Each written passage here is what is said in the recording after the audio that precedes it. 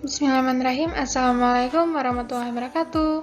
Halo semuanya, perkenalkan, nama saya Yana Perwanti.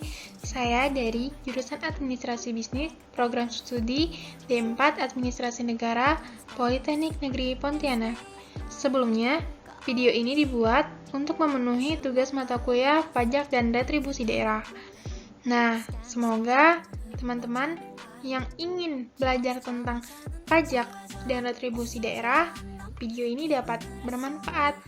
Yuk, mari sama-sama kita belajar tentang pajak dan retribusi daerah. Apa itu pajak daerah dan retribusi daerah? Mungkin sebagian dari kita ada yang sudah tahu, ada yang sudah paham, atau mungkin ada yang belum tahu dan belum paham tentang pajak daerah dan retribusi daerah.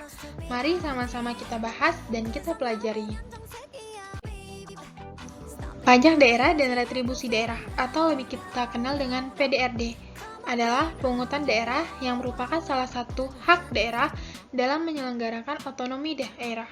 Hak daerah dalam memungut PDRD didasarkan pada jenis pungutan dan ketentuan dalam Undang-Undang Nomor 28 Tahun 2009 tentang PDRD. Yang pertama, kita akan membahas tentang pajak daerah.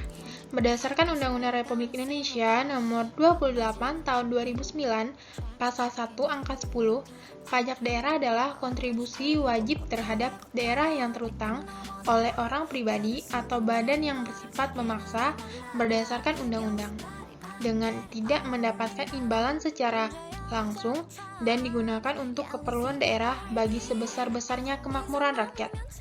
Jenis pajak sendiri terbagi menjadi dua, yaitu berdasarkan provinsi. Yang pertama, kendaraan bermotor. 2. Bea balik nama kendaraan bermotor. 3. Pajak dan bahan bakar kendaraan bermotor. 4.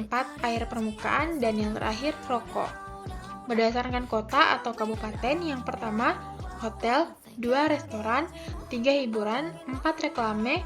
5. Penerangan jalan. 6. Parkir. 7. Mineral bukan logam dan batuan. 8. Air tanah. 9. Sarang burung walet. 10. PBB desa dan kota. 11. Bea perolehan hak atas tanah dan bangunan.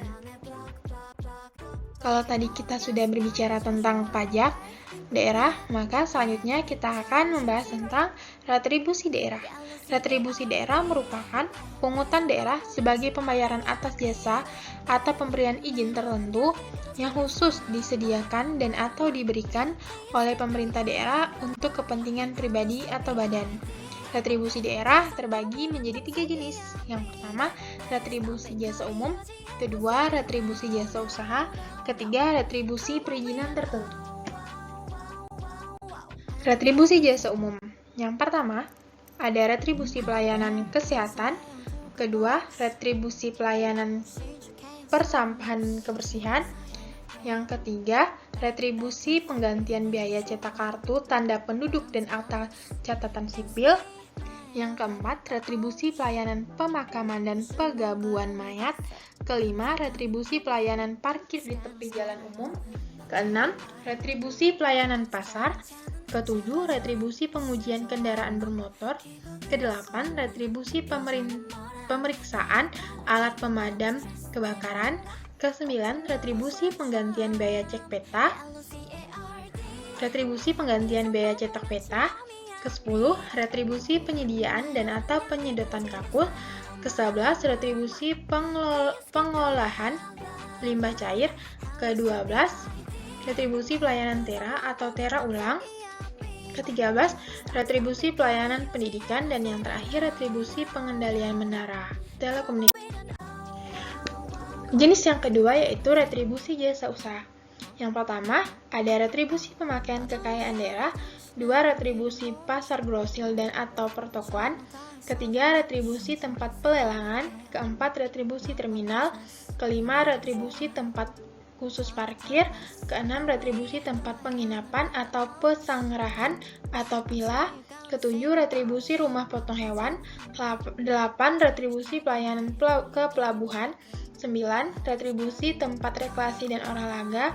Ke-10, retribusi penyeberangan di air. Dan yang terakhir, retribusi penjualan produksi usaha daerah. Jenis retribusi daerah yang ketiga yaitu retribusi perizinan tertentu. Yang pertama, retribusi izin mendirikan bangunan. Kedua, retribusi izin tempat penjualan minuman beralkohol. Tiga, retribusi izin gangguan.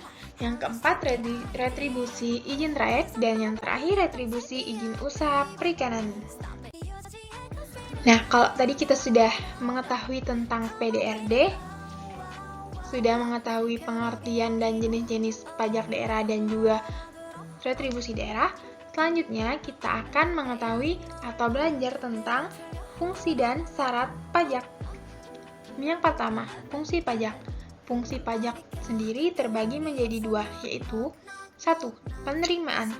Pajak sebagai sumber dana bagi pemerintah untuk membiayai pengeluarannya.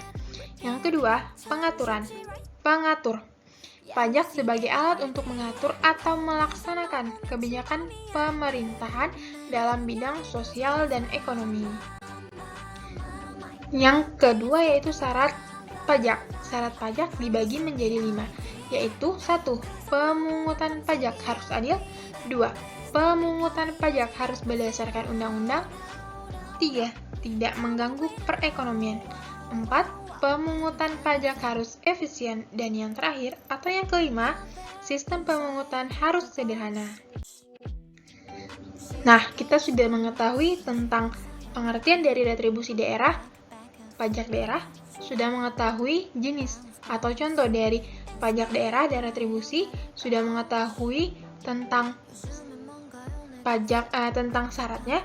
Selanjutnya kita akan mengetahui tentang jenis-jenis tarif pajak. Yang pertama, tarif progresif. Persentase semakin besar apabila dasar pengenaan pajak atau DPP meningkat. Kedua, tarif degresif. Persentasenya semakin kecil apabila dasar pengenaan pajak atau DPP meningkat. Ini merupakan kebalikan dari tarif progresif. Di Indonesia sendiri tidak menggunakan tarif degresif ya. Yang ketiga yaitu tarif proporsional, menggunakan persentase tetap tanpa memperhatikan dasar pengenaan pajak atau DPP. Contohnya seperti pajak menambah nilai atau PPN sebesar 10%, berapapun DPP-nya akan terkena pajak 10%. Dan yang terakhir atau yang keempat yaitu tarif tetap. Besar nominalnya tetap tanpa memperhatikan jumlah yang dijadikan dasar pengenaan pajak atau DPP. Seperti biaya materai Rp3.000 dan Rp6.000 dan tidak ada tarif persentase untuk menghitung pajak di materai tersebut. Nah, mungkin hanya itu yang dapat saya informasikan atau jelaskan di video ini. Semoga video ini dapat bermanfaat bagi teman-teman yang menonton. Mungkin jika saya ada salah kata, salah ucapan, saya mohon maaf.